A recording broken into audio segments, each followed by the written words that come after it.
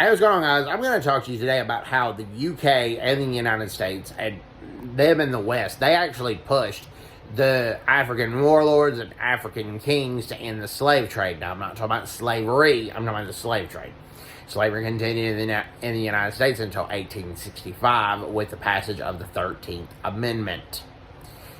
Slavery was banned in the British Empire, not in the early 1800s, but it was banned in 1834.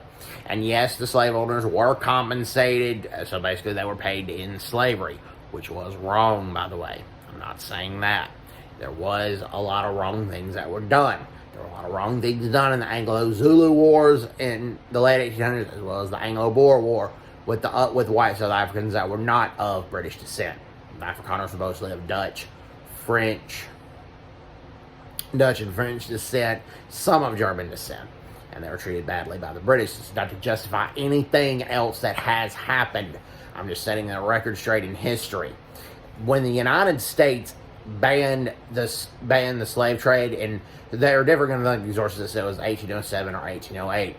African kings and African warlords, some came to the United States themselves, some sent their representatives, and begged the United States to keep the slave trade alive.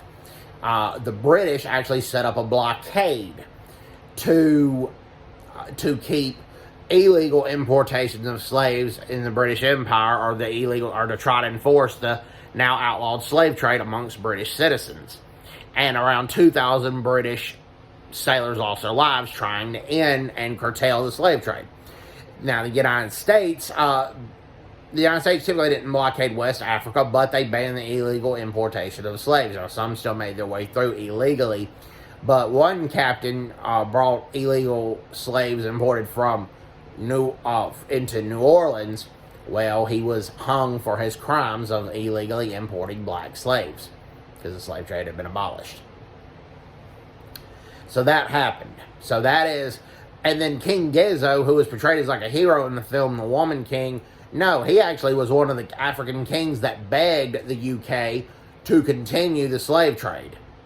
He was actually a pro-slavery king, not an abolitionist king. Now, yes, there was a movement in Dahomey and several other African kingdoms where it was begged to change the main importation from slaves to palm oil.